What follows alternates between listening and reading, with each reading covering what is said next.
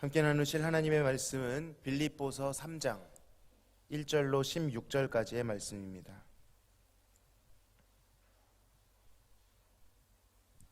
빌립보서 3장 1절에서 16절까지의 말씀 한 절씩 교독하시고 끝절은 합독하겠습니다. 끝으로 나의 형제들아, 주 안에서 기뻐하라. 너희에게 같은 말을 쓰는 것이 내게는 수고로움이 없고 너희에게는 안전하니라.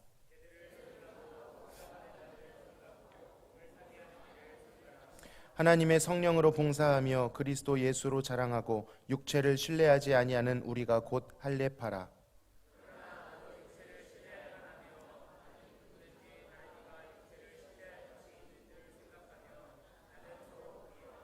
나는 8일 만에 할례를 받고 이스라엘 족속이요 베냐민 지파요 히브리인 중에 히브리인이요 율법으로는 바리새인이요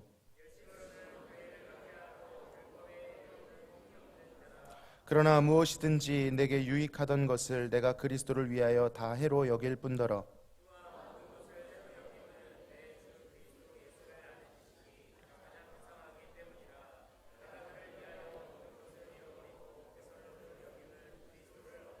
그 안에서 발견되려 함이니 내가 가진 의는 율법에서 난 것이 아니요 오직 그리스도를 믿음으로 말미암은 것이니 곧 믿음으로 하나님께로부터 난 의라.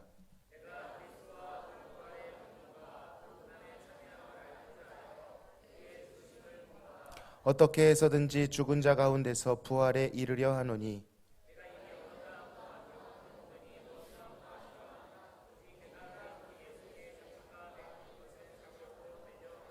형제들아, 나는 아직 내가 잡은 줄로 여기지 아니하고 오직 한 일, 즉 뒤에 있는 것은 잊어버리고 앞에 있는 것을 잡으려고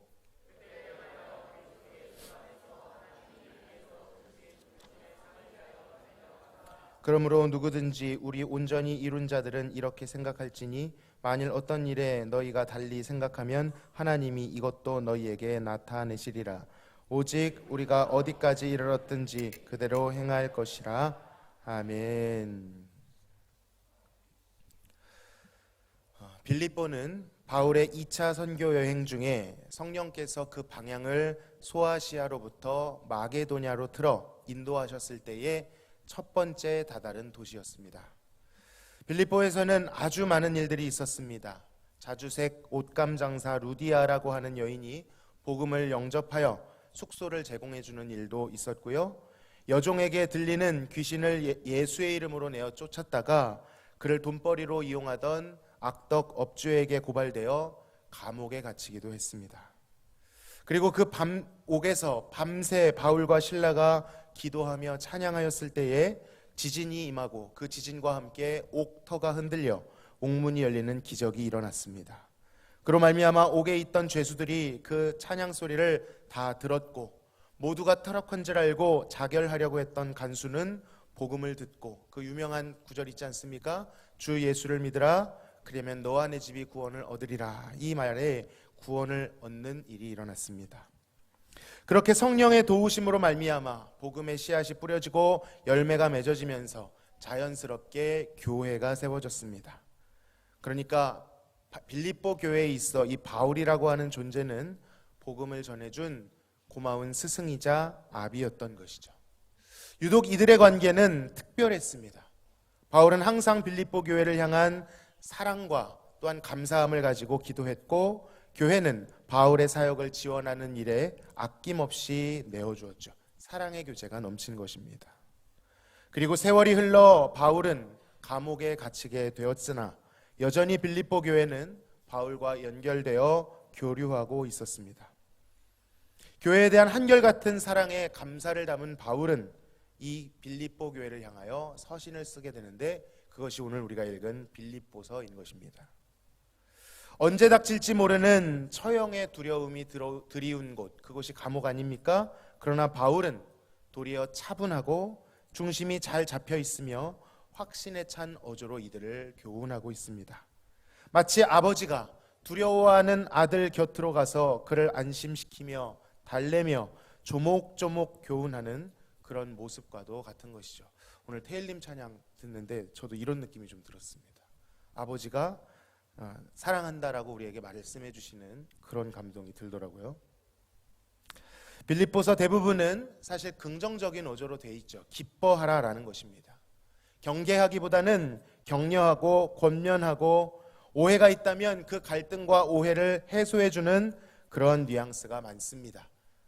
심지어는 자신이 투옥된 것을 비아냥거리는 존재들에게, 복음 전파가 지금 퇴보됐다고 말하는 그러한 사람들에게도 시기심을 가지고 복음을 전할지라도 전파되는 것은, 어떻게 해서든 전파되는 것은 그리스도시니 나는 기뻐하고 기뻐하겠다라고 말합니다. 자, 그런데 유독 우리가 오늘 읽은 3장에 와서는 엄히 무언가를 경계하고 있는 것을 보게 됩니다. 그것은 다름 아닌 교회에 가만히 들어온 거짓 교사들이었습니다. 주로 이 거짓 교사들은 유대인들로 이루어져 있었는데요, 바울이 투옥되자 아무래도 영향력이 약화되었다고 생각을 했던 것인지, 그가 전한 이 바울의 복음이 마치 부족한 것인 것처럼, 그것 외에 다른 것이 필요한 것처럼 교인들을 미혹하기 시작했습니다. 지금 바울의 처지인 만큼 눈에 보이지도 않고 감옥에 있으니 실패의 프레임을 씌워서 그의 복음이 부족하다는 것을 부각시키기에 너무나도 적절한 타이밍이었던 것이죠. 자, 바울이 전한 복음, 그것은 무엇이었습니까? 그것은 은혜의 복음이었습니다. 사람의 노력이나 선행, 심지어는 그것이 여호와의 율법을 준행하는 것이라고 해도 인간이 가지고 있는 부패함으로 그것을 행하는 것은 하나님의 기준을 만족시킬 수 없다는 것이었습니다. 완벽히 지킬 수 있는 사람도 없을 뿐더러 지켜도 하나님이 원하시는 순전한 동기로 지킬 수 있는 사람은 세상에 존재하지 않는다는 것이죠. 그게 바울의 전제입니다. 반면 오직 하나님께로부터 온 것으로는 가능한데, 하나님이 시작하시고 하나님이 성취하신 그 일로는 가능한데, 그것이 바로 그리스도를 통하여 값없이 주어지는 하나님의 선물, 은혜의 복음이라는 것입니다. 그 은혜는 기록된 대로 그리스도의 고난과 부활로 우리 가운데 나타났습니다. 어느 때 우리에게 나타났습니까? 그래도 우리가 선방하고 있을 때 아닙니다. 잘 버텨주고 있을 때 아닙니다. 어떤 때이죠? 우리가 죄인 되었을 때에, 완전히 무너지고 소망이 없을 그때, 바닥을 찍고 있는 그때에, 정죄당에 마땅할 그때에 그리스도께서 우리를 위하여 죽으셨고, 그 죽음으로 인하여 아들 안에 있는 하나님의 사랑을 확증해 주신 줄로 믿습니다. 여러분, 이것이 은혜입니다. 내가 어떤 것을 주님께 내세울 때 사랑받는 것이 아니라, 하나님 앞에 내세울 것이 아무것도 없을 때, 내 동기에, 불순한 동기에 동기가 쌓여있는 그때에 나를 사랑하신 것이 은혜인 줄로 믿습니다. 그러니 그 은혜 앞에 당당하시기를 바랍니다. 그 은혜는 하나님으로 가득 차 있는 것이고요, 그 은혜로 이 복음은 가득 차 있습니다.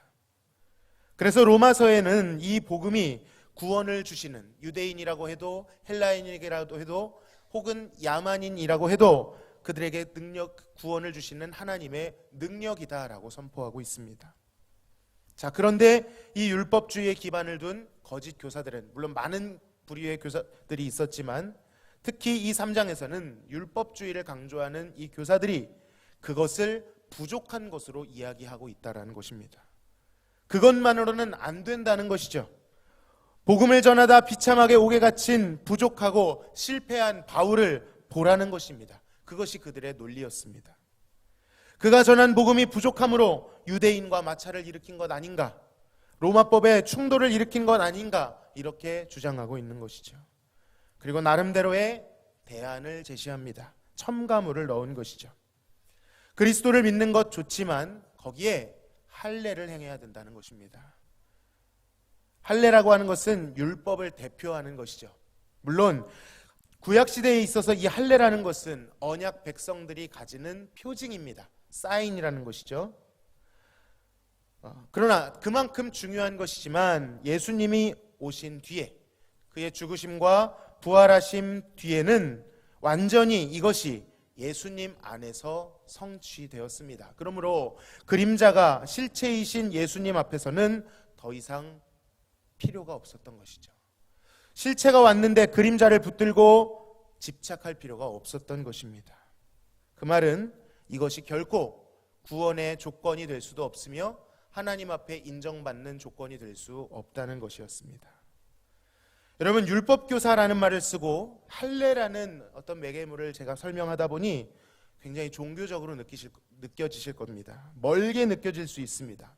여러분, 그러나 그렇지 않습니다. 유대주의에서 이 할례라고 하는 것은 그들의 신분을 의미했기 때문에 오늘날 우리의 삶에도 이것은 적용할 수가 있습니다. 우리의 삶의 터전으로 와서 과연 복음이 전부인가? 우리 삶에 복음 외에 다른 것들을 붙들고 의지하고 필요하다고 외치고 있지는 않은가? 정말로 예수님만으로 충분한 삶을 살고 있는가? 그렇게 되뇌어 봐야 된다는 것이죠. 먼 발치에서 팔짱을 끼고 남구경하듯이 이 본문을 바라볼 수 없다는 것입니다. 우리의 이야기인 것이죠.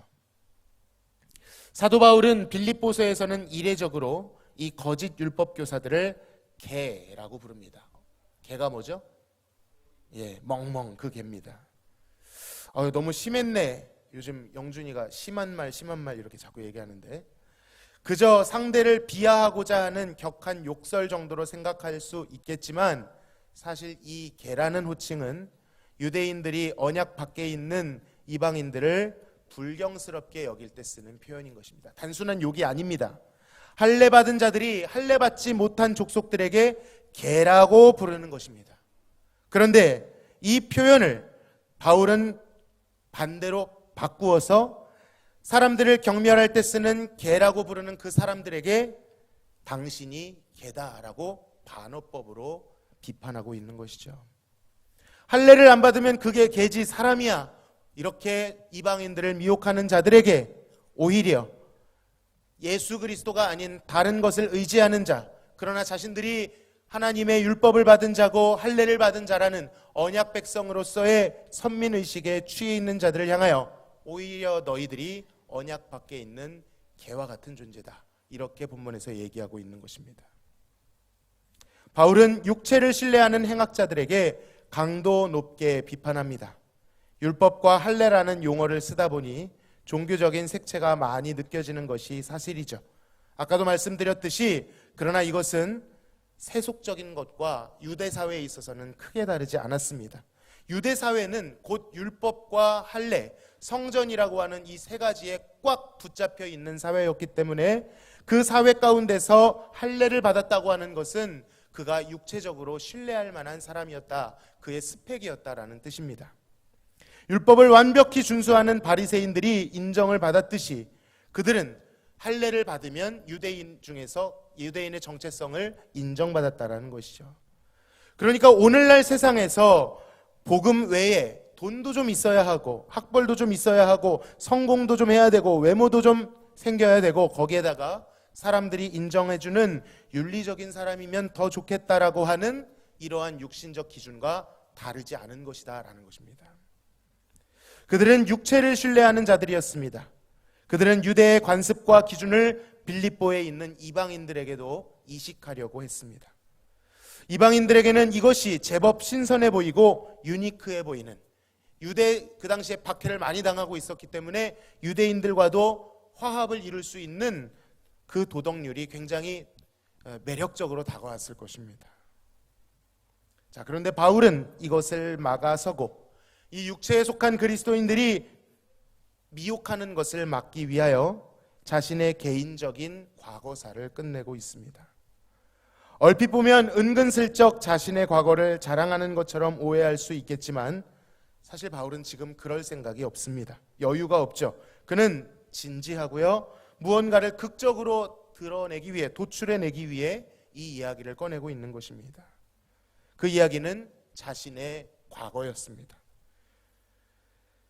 자, 여기서는 사울이라는 표현을 잠깐 쓰겠습니다. 사울, 그는 누구였습니까? 유대인들의 기준으로 보면 참으로 하나님께 인정받는 흠없는 자였습니다. 율법의 요구대로 난지 8일 만에 할례를 받았고 그는 이스라엘 족속이었으며 그 중에서도 이스라엘 초대왕 사울을 배출하고 북이스라엘 10지파가 다 와해되었을 때도 유다 지파와 함께 그 명맥을 이어갔던 명문 베냐민 지파 출신이었습니다. 당시 대부분의 유대인들은 흩어져서 헬라어를 많이 구사했었는데 바울은 헬라어뿐만 아니라 전통 아람어를 구사할 수 있는 몇 안 되는 골수 히브리인이었습니다.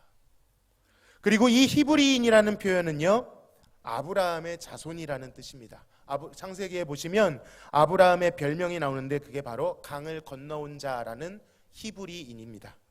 그는 히브리인 중에서도 히브리인이었고 율법으로는 당대 가장 명망 높은 바리새파였을 뿐만 아니라 그 중에서도 최고의 율법 랍비라고 불렸던 가말리엘로부터 율법을 배웠습니다.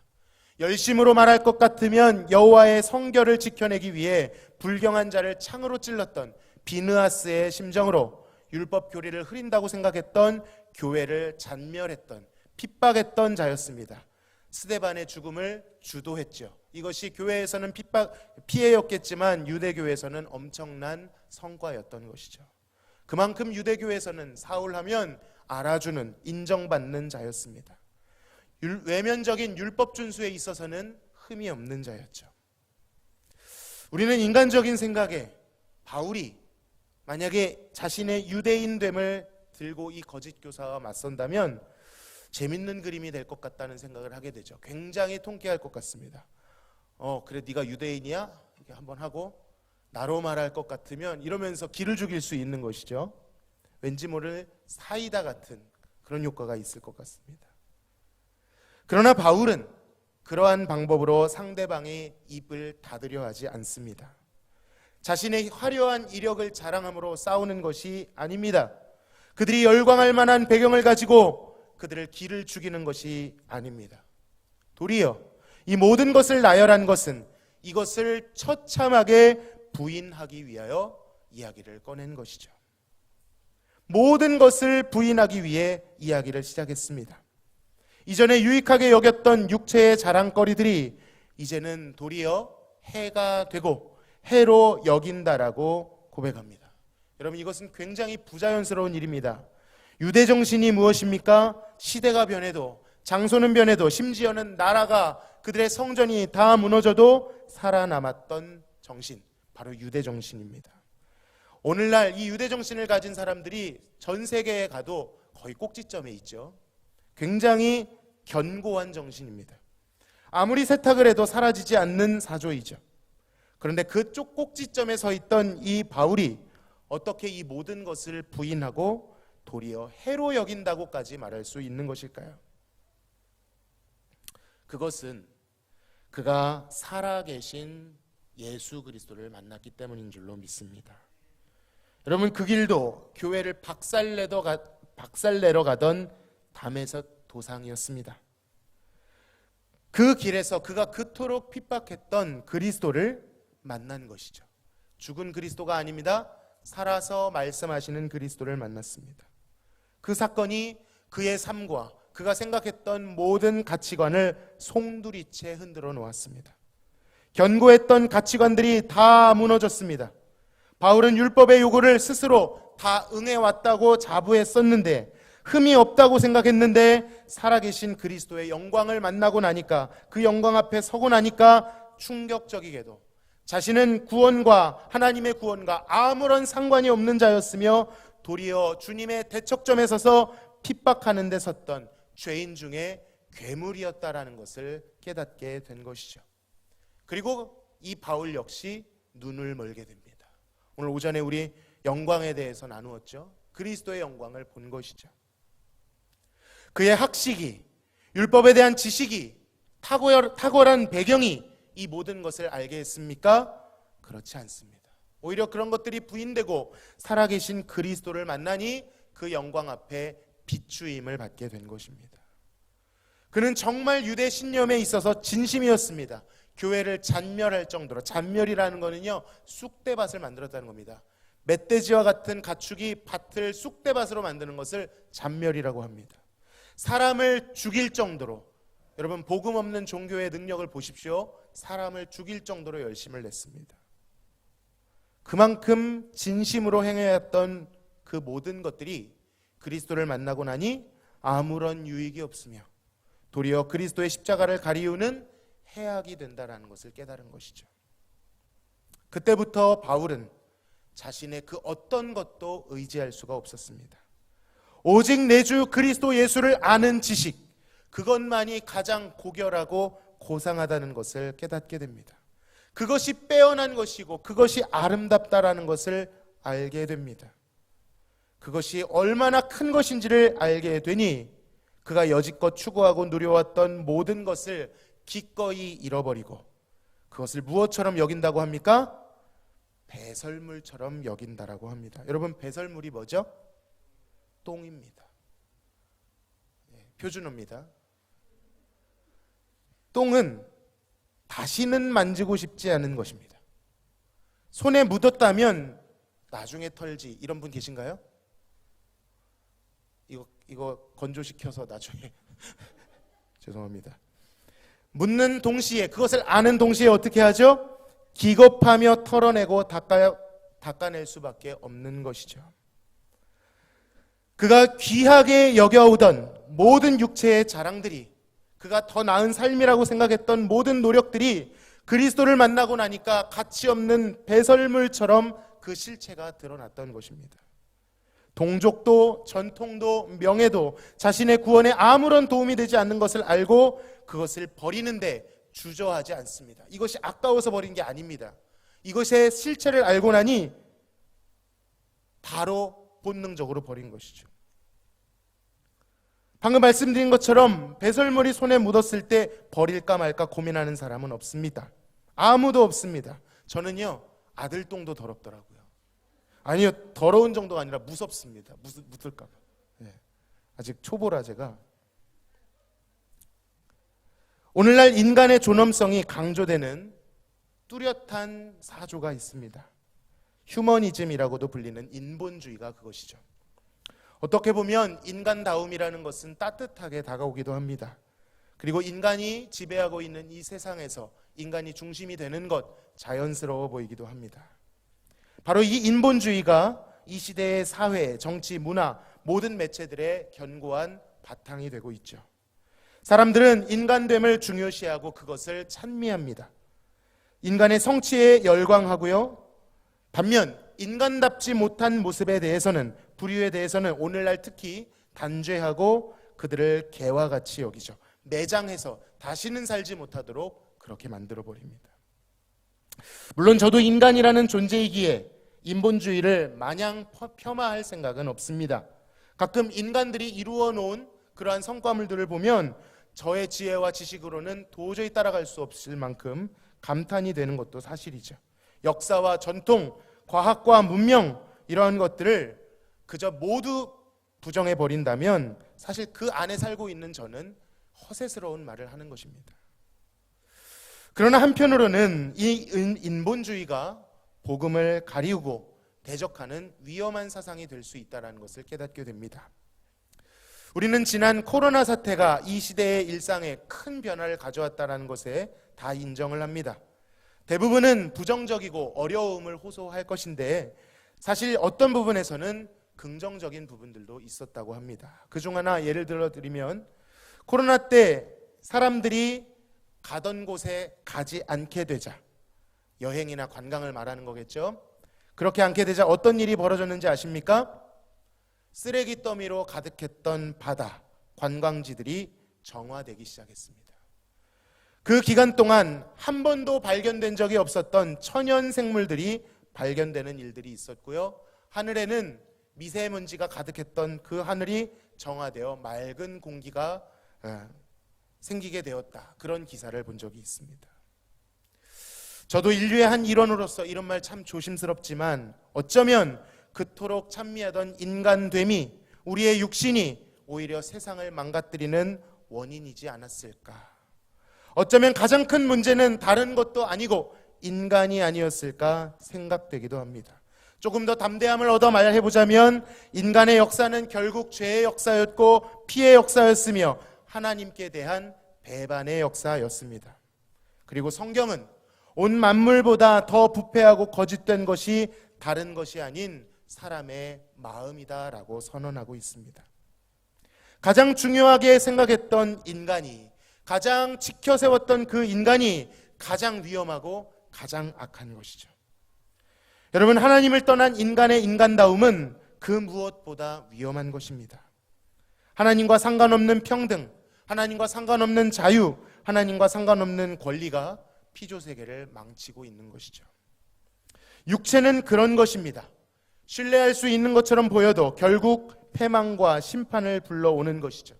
인간이 쌓아올린 그 어떤 성과 어떤 탑도 우리를 구원할 수 없는 것입니다. 자본도 체계도 힘도 명분도 쾌락, 심지어는 우리가 추구하는 윤리와 도덕도 우리를 구원할 수 없는 것이죠. 인간들이 이 위기의 순간에 더욱 똘똘 뭉쳐서 우리가 해낼 수 있다 자화자찬하며 가던 길을 더욱 몰두할 것이 아니라 우리가 문제라는 것을 깨닫고 그동안 가던 길을, 자신들이 신뢰했던 그 육체의 기반을 둔 이 길을 부인하고 육체가 자신을 배반한다라는 것을 인정하고 가던 길을 돌이켜 하나님께로 나아가야 하는 것입니다. 여러분, 인간의 모든 것을 부정한다는 뜻은 아닙니다. 다만 부패한 인간으로는 안 된다는 것이죠. 그리스도로 인하여 전혀 새로운 피조물로 회복되어야만 한다라는 것입니다. 사랑하는 성도 여러분, 만약 우리에게 구원이 필요하다라는 인식이 그리고 그 필요가 느껴지신다면 절대로 육체를 신뢰해서는 안 됩니다. 사도 바울은 그것을 발견했습니다. 이제부터 예수 그리스도 외에 다른 것을 버리도록 노력하십시오, 그런 말씀을 드리는 게 아닙니다. 그렇게 버리는 게 아닙니다. 보게 되면 버리는 것입니다. 그리스도가 누구이시고 육체가 무엇인지 그 본질을 보게 되면 마치 배설물이 우리 손에 묻어 있듯이 버리게 되는 것이죠. 여러분, 출애굽기에 보면 모세가 40년 동안 광야에서 지팡이를 의지하고 살았습니다. 그런데 하나님께서 그에게 다가오셔서 그 지팡이를 버리라고 하십니다. 그 지팡이가 무엇이 됐습니까? 뱀이 됐습니다. 그가 의지하던 그 지팡이의 본질이 뱀이었던 것이죠. 바울은 그에게 구원이 필요하다는 것을 알게 되었습니다. 그리고 그것을 이룰 수 있는 것은 그것이 무엇이라 해도 썩어질 땅의 것이 아니다. 육체에 속한 것으로는 도무지 구원 얻을 수 없음을 깨달았습니다. 오직 하나님의 유일한 대안이신 예수 그리스도를 얻는 것만이, 그분을 알고 그분을 사랑하는 것만이, 그분 안에서 발견되는 것만이 구원을 위한 길이라는 것을 알게 되었습니다. 그래서 그는 그때부터 모든 것을 다해 기꺼이 어떻게 해서든지 예수를 알아가기를 원했던 것이죠. 우리 10절에서 12절을 읽어보겠습니다. 시작.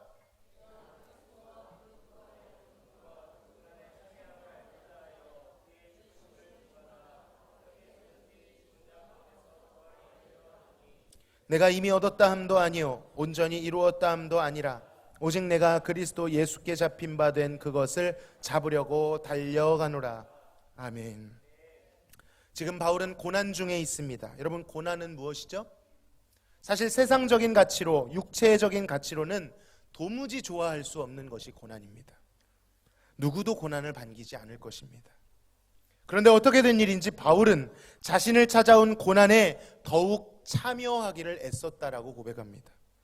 고난이 주는 그 고통 자체를 즐기기 위함이 아니라 이 고난을 통하여 어떻게 해서든 육체의 허울을 벗어내고 고난을 당하시고 부활하신 예수님의 마음을 헤아리고 예수님을 만나는 접점이 되기 위함이었다라는 것입니다.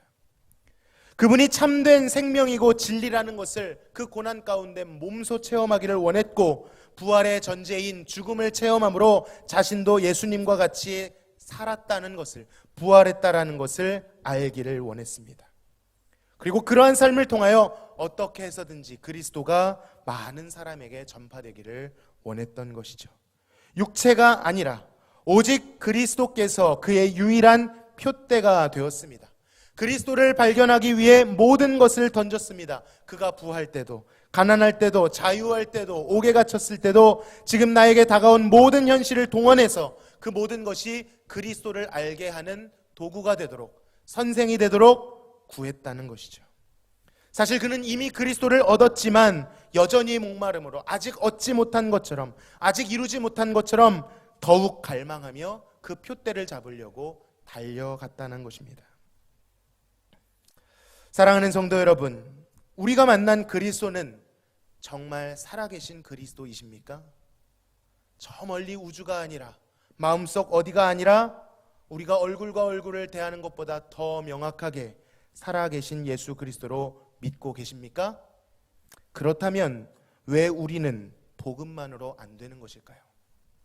복음 외에 다른 것을 갈망하고 필요로 생각하는 것일까요? 왜 우리는 복음을 믿고 영화로운 복음을 믿고 있는데 우리의 삶은 뒤집어지지 않는 것입니까? 왜 우리의 삶은 전적이지 않는 것이죠? 왜 그리스도를 얻으려고 달려가지 않는 것일까요? 간구하는 것은 바울에게 임하였던 것처럼 우리에게도 그리스도를 아는 지식이 가장 고상한 것이다라는 이 지식이, 이 지혜가 임할 수 있기를 기도합니다. 그 앞에 서 있는 초라한 육체의 본질을 보기를 원합니다. 아름다우신 그리스도 앞에서는 세상에서 뽐내는 그 어떤 것도 배설물과 같이 초라한 것이 된다라는 것을 우리의 눈이 열려 볼 수 있기를 바랍니다. 그래서 우리의 일평생 소원이 흠모할 만한 그 예수 그리스도를 사랑하는 것이 될 수 있도록, 어려움과 고난이 있을지라도 그 시간을 통하여 허비하는 것이 아니라 우리 안에 있는 육체의 허상을 걷어내는 시간이 되도록 더욱 그리스도께 믿음의 초점이 향할 수 있기를 간절히 바랍니다. 여러분, 모든 상황을 그리스도를 알기 위한 도구로 삼으시길 바랍니다. 고난이 왔습니까? 그 고난을 통하여 그리스도를 알기를 구하십시오. 갈등이 있습니까? 그 갈등을 통하여 그리스도 보기를 구하십시오. 성공했을 때도 실패했을 때도 그리스도만을 목표 삼으시기를 바랍니다. 그때 살아계신 그리스도께서는 우리에게 다가오사 우리에게 넘치는 사랑과 풍성한 은혜로 부어주실 줄로 믿습니다. 오늘도 그리스도의 그 고상한 지식을 깨달아가기를 간절히 소망합니다. 우리 이 본문을 가지고 곡을 붙인 표대를 향하여라는 찬양이 있습니다.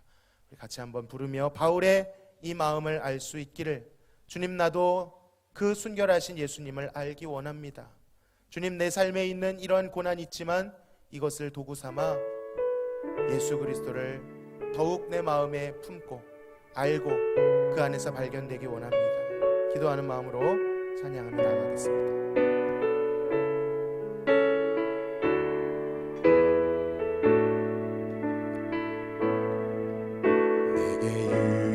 하던 것을 다 해로 여기네.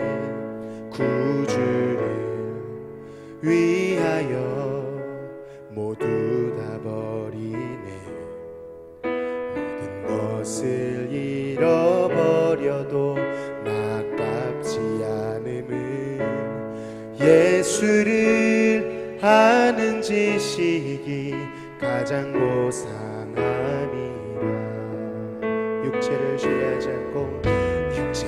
신뢰하지 않고 겸손한 마음으로 구하는 능력과 고난에 참여하며 그의 죽으심을 본받아 그리스도를 얻고 예수의 안에서 발견되려 함이라. 표대를 향하여 그리스도 예수 안에서 부름의 상을 위하여 달려가노라. 이전에 있는 것을 모두 잊어버리고 앞에 계신 그리스도께로 달려가노라. 우리 다시 한번 찬양합시다. 내게 유익하던 것을, 내게 유익하던 것을 다 해로 여기네. 구주를 위하여 모두 다 버리네. 모든 것을 잃어버려도 아깝지 않음은 예수를 아는 지식이 가장 고상함이라. 육체를 신뢰하지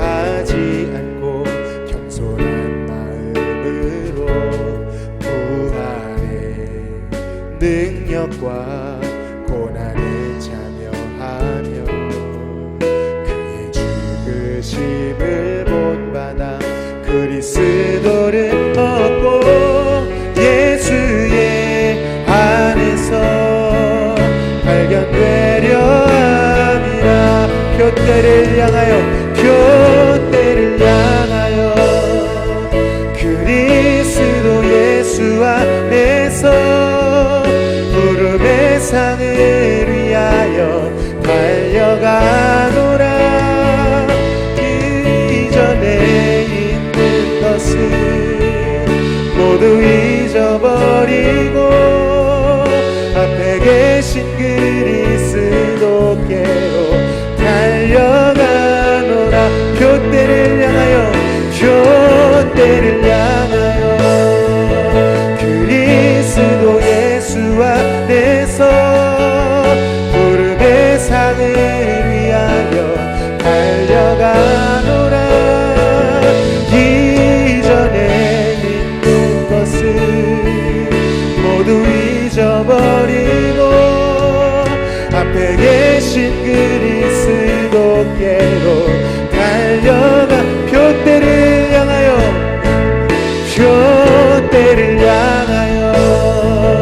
그리스도 예수 안에서 내 상을 위하여 달려가노라. 이전에 있는 것을 모두 잊어버리고 앞에 계신 그리스도께로 달려가. 앞에 계신 그리스도께로 달려가. 앞에 계신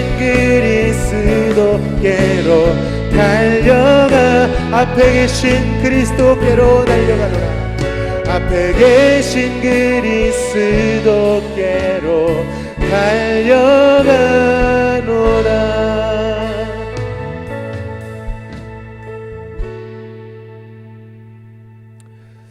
오 주님, 저희들의 눈을 열어 주시옵소서. 주님을 볼 수 없습니다. 우리의 마음이 움직이지 않습니다. 그러나 이 시간 사도 바울의 마음과 같이 우리의 마음이 움직이기 원합니다. 하나님, 예수 그리스도의 그 아름다움을 보게 하여 주시옵소서. 노력하며 애쓰며 억지로 버리는 것이 아니라 그 어느 것보다도 순전하시고 그 어떤 빛난 별보다도 찬란하신 예수 그리스도의 실체를 보게 하여 주시옵소서. 예배를 통하여 우리의 삶을 통하여 심지어는 고난과 질병과 여러 문제들을 통하여서라도 죽음을 통하여 부활을 맛봄으로 인하여 예수 그리스도의 영광을 보게 하여 주옵소서. 그때에 바울과 같이 그 아무리 높고 견고하고 찬란한 과거일지라도 육체일지라도 그것이 마치 배설물인 것처럼 해악인 것처럼 버리고 그리스도만을 잡으려고 그 그리스도 안에서만 발견되려고 달려갔던 것처럼 주님, 우리도 그렇게 달려갈 수 있게 하여 주옵소서. 예수를 생각할 때 우리의 마음에 뜨거워지고 우리의 마음이 터질 것 같은 감당할 수 없는 성령의 진동이 우리 가운데 있게 하여 주옵소서. 세상 것들이 왔다가 수치를 당하고 달려갈 수 있도록 구정물을 퍼먹으며 만족하다 말하는 것이 아니라 영원히 목마르지 않는 생수를 마심으로 주님을 사랑함으로 우리의 인생을 그렇게 드릴 수 있게 해달라고 우리 시간 이 말씀을 기억하시면서 사모하는 심령으로 같이 한번 기도하며 나아가시겠습니다. 주님,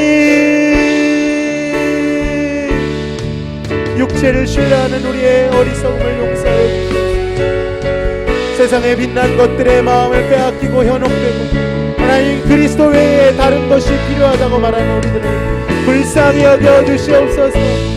그리스도 외에 다른 것이 필요하다고, 복음으로 충분하지 않다고 말하는 우리들의 우둔한 입술을 긍휼히 여겨 주시옵소서.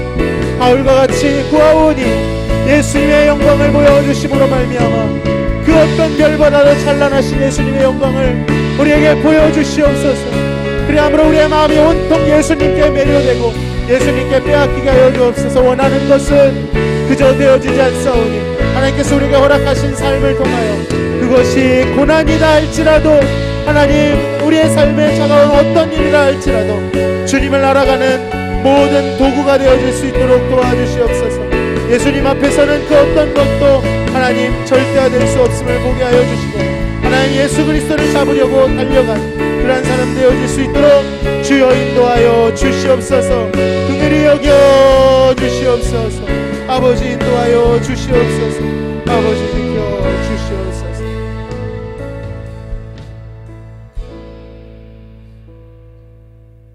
존귀하신 예수님, 화려한 동산보다도 무성한 수목보다도 더 아름답고 묘하신 순전하신 예수님을 찬양합니다.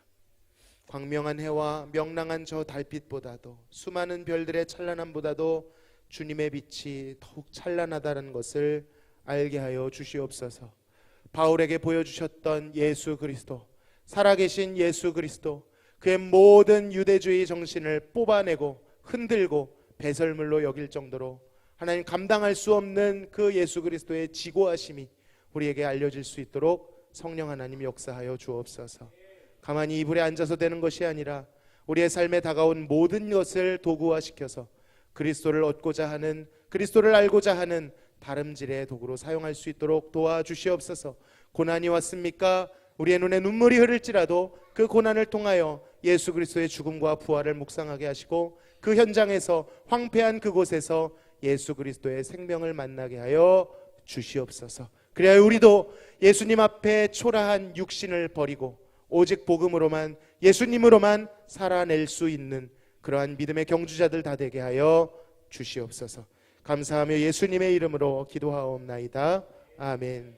지금은 우리를 죄에서 구원하신 예수 그리스도의 크신 은혜와 아버지 하나님의 극진하신 사랑하심과 성령님의 교통 충만하심이 바울과 같이 육신의 모든 것을 걷어내고 오직 잡힌 바 된 그것을 잡으려고 표대를 향하여 예수 그리스도 앞으로 달려갔던 그러한 삶을 살기 원하는 모든 심령들 머리 위에 고난을 당하고 있을지라도 어떻게 해서든 그 안에 예수님을 발견하고자 기도로 엎드리는 모든 심령들 머리 위에 지금으로부터 영원토록 함께 계실지어다.